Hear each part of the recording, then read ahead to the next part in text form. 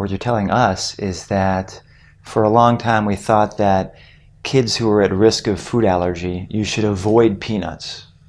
And then through this serendipitous, almost like an accident, observation that in a place where they feed kids, Bamba is basically like cheese doodles or something like that. It's cracker-like snacks that are made from peanuts.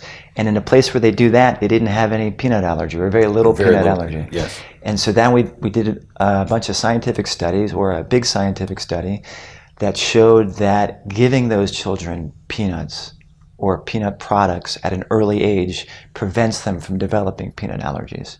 So that's an incredible finding. How do we understand that? So one of the things that was not appreciated at the time was how much food protein we have in our house dust, or how much especially peanut protein. And caregivers like parents and siblings, especially who eat peanut butter, often will have peanut on their hands. And so what we believe is happening, and what Dr. Lack had actually proposed, was that children with eczema who have inflamed skin, who come in contact with the peanut protein in the house dust or off the hands of their parents or their siblings, actually generate an allergic response because of the peanut on the skin.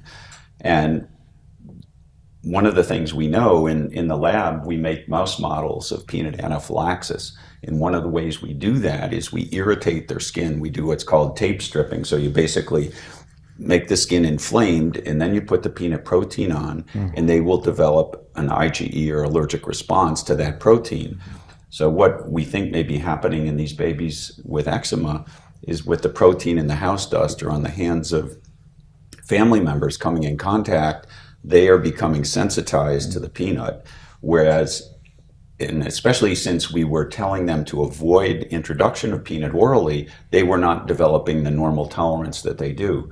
So the concept was that if we introduced the peanut protein orally into the diet, that we would generate the tolerance, and they would not then develop the sensitization to through the skin. And when we look both in the US and UK and in Australia, where we have data on the increase in prevalence of both food allergy and atopic dermatitis, what you see is that the prevalence of eczema is actually rising a bit faster than even food allergy. So we now think that perhaps the increase in eczema is dragging up that level of allergy to foods, and especially peanut. Interesting. So practically speaking, let's say there's a mother or a father, and then they have a child who's got eczema.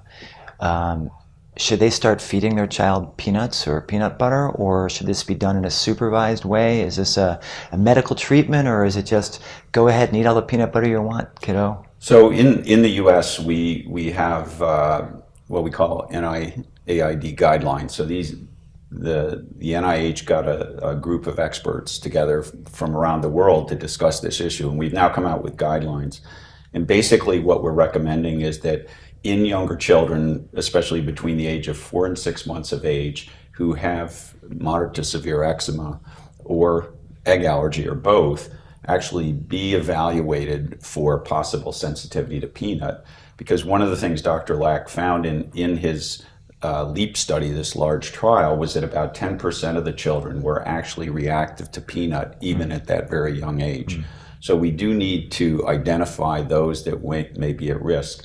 This can be done fairly easily with a blood test or a skin test. If that test shows that they're not significantly sensitized, then you can introduce peanut and get peanut into the diet on a regular basis.